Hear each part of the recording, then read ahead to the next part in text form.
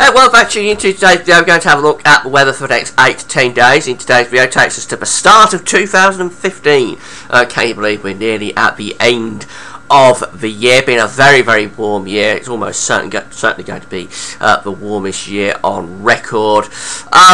It looks as though we're turning it cooler between Christmas and New Year. We're still sort of debating this, what's happening after Christmas around the 27th, 28th. I think we're going to get some sort of a northerly blast, but it's probably going to be quite fleeting.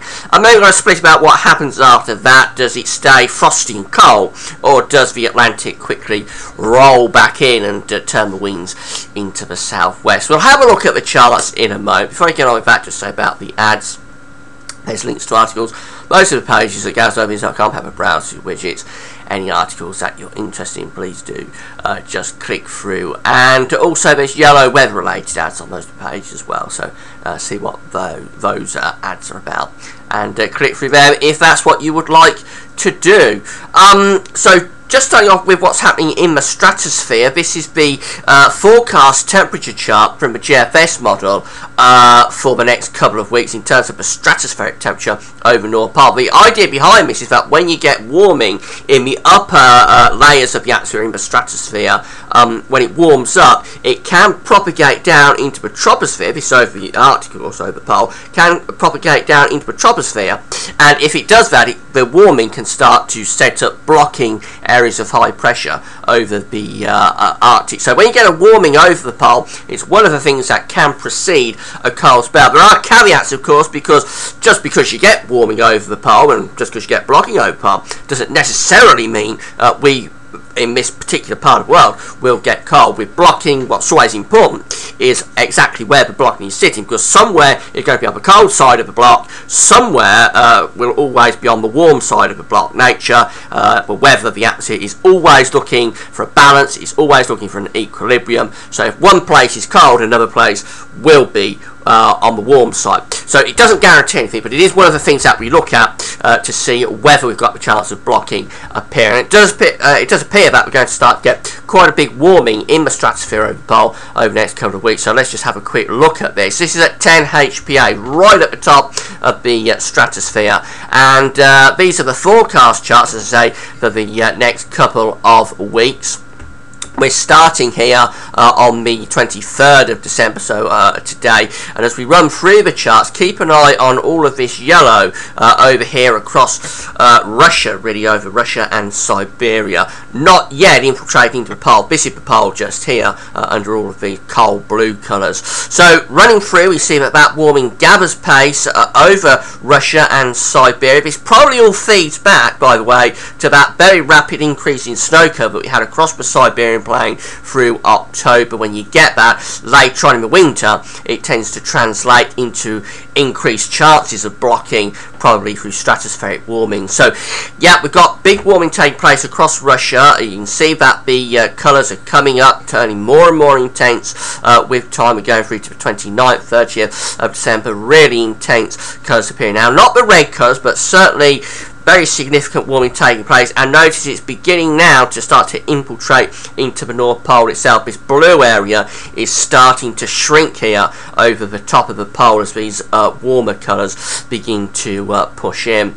We go through to the extended extended range of the GFS model, and again we've got that warming over Russia and Siberia starting to push into the pole. We run through and just notice how these blue colours begin to shrink away from the pole, begin to push down towards mid-latitude. That is signs that in the upper atmosphere, in the stratosphere, the warming is infiltrating into the pole. With time, the blue colours just get less and less and less, and they gradually shrink away. So we end up, and this takes us right out to the end of the GFS on the 8th of January, with a with a very much a shrinkage of that of those cold blue colours over the top of the pole, turning very much warmer through most of the North Pole, particularly over top and over towards the Canadian side, actually. So that's definitely significant warming being forecast to take place across the stratosphere in the North Pole over the next couple of weeks. If that starts to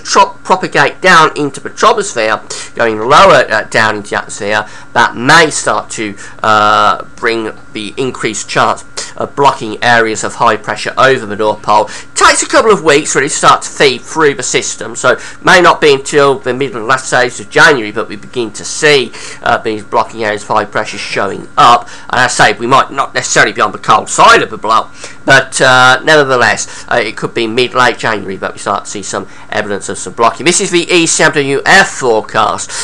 They also do a stratospheric temperature forecast for 10 HPA and lower down as well. So this is the forecast for 144 hours on the 28th of December at 10 HPA. There's all of those red colours again around Russia and Siberia, sort of orange red colours indicating the warmth at the top of the stratosphere. We go through to the day 10 chart. This takes us to the 1st of January. This was generated yesterday. We go through to the day 10 chart and we see those warm colours infiltrating the stratosphere. So go back to the day 7 chart, and there is the chart there. Go through to day 10 and see how that warming is infiltrating into the pole quite significantly as we go through to the start of 2015. We can look at lower down as well. This is 30 HPA, so this is a bit lower down in the stratosphere. Not a great deal of warming there at day 7 on the 29th of December. Not a great deal to see, but if we go through to day 10, we can see that already there is signs on day 10, January 1st, that the warming here at 10 HPA is beginning to propagate down into 30 HPA, beginning to propagate through the stratosphere. From there it would tend to propagate further down into the troposphere, but it takes a couple of weeks to say to move down from the top layers into the troposphere. But certainly signals there that already that warming is beginning to push down into the lower layers of the atmosphere. Obviously, I'll be keeping you updated with this. Right, let's just have a quick look at the 500 millibar height anomalies for the next week to 10 days. We've got the ECMWF here on the left, the GFS on the right, blue extrapolating to low pressure, orange extrapolating to high pressure. We can see that with the ECMWF, we've got this pretty big ridge here sitting right over top of the country as we go through to 8 to 10 days time. This is taking us into the start of 2015. So a big ridge of above average heights, a big ridge of high pressure sitting there around the British Isles for the start of the new year. The GFS is similar, but the ridge is in a slightly different position. We're actually running the Atlantic in on this and pushing the ridge more out towards the east. So the GFS is more on south and it's milder, whereas the ECMWF is really quite cold actually, and about high pressure. Will be a very cold start of 2015 with some really hard overnight frosts. The GFS ensembles, if we can click the chart over, there we go. The GFS ensembles show that we're going to be cooling down over or just after Christmas. This is the first cool down that takes place on Christmas Eve. Goes quite chilly over Christmas. Then on Boxing Day we run a deep area of low pressure through, turns wet and windy, the temperature pick up a little bit, and then as that low pressure clears, it's what's been giving us all the headaches over the past few weeks, this area of low pressure. That clears, we do get this colder drop in the temperatures, taking us up to around the 30th of December, quite cold then. And then we've got a bit of a split. Most members of the ensemble are actually going a little bit milder than average for the start of the new year. This is January the 1st just here. But some do keep it cold, albeit a minority of members keep it chilly into the start of 2015, but quite a big split there. And these ensemble members that are warming things up, not all of them are turning it unsettled, so some of them are probably keeping high pressure over the country, warming it up in the atmosphere, but down on the surface it would probably still be cold and frosty. Not a great deal of rain to be seen there either up to the new year, although it will be quite wet on Saturday. Having a look at the temperature anomaly, we're going a bit colder than average for the 23rd to the 31st of December. The blue colours are appearing there across the country, only a little bit colder than average, but generally Western Europe quite chilly, really quite cold in the west, but warmth looks as though it's going to be over in the east.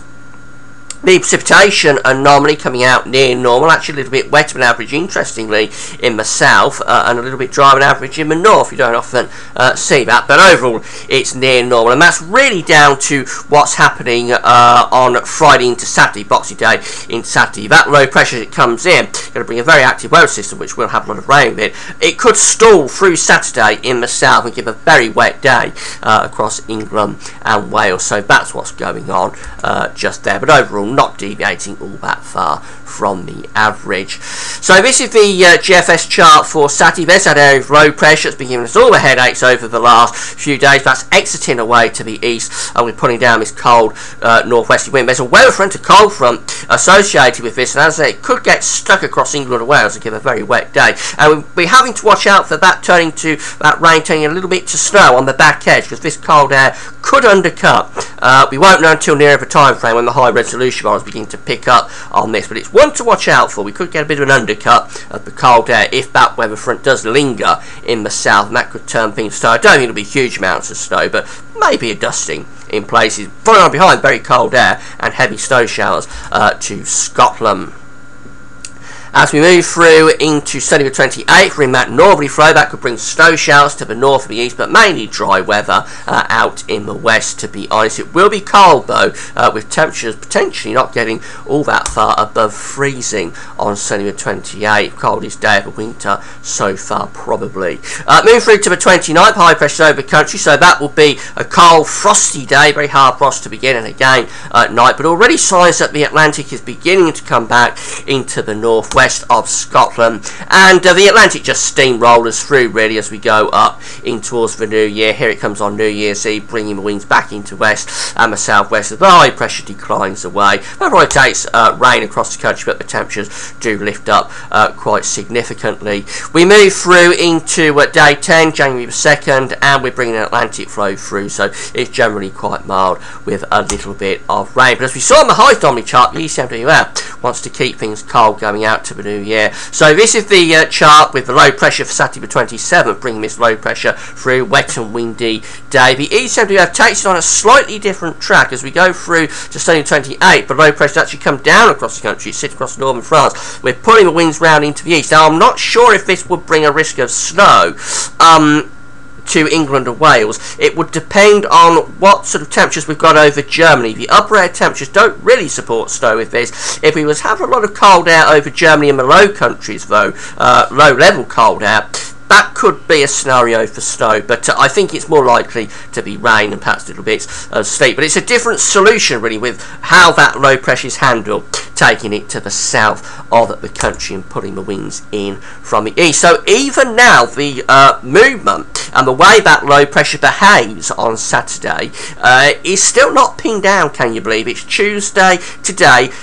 This is happening on Friday into Saturday, and we still haven't got agreement really on how that low pressure is developing and being moved around and how it's going to interact with the atmosphere. So very unusual that for this low pressure to be causing such an amount of disagreement even at this late stage. Now what the ECMWF does after that is builds high pressure in as we go towards the new year. So this keeps it cold and frosty on Monday the 29th, and that high pressure continues into Tuesday the 30th, and it's even still there as we go into Friday the 2nd of January. So that's a really cold start to the new year, a cold end to the year, start to the new year. That would be very frosty, mostly dry, wouldn't be any snow with it, but certainly very cold and frosty. As Big Ben chimes, you would need to wrap up warm if you was going out and about on New Year's Eve if the ECMWF came off. So,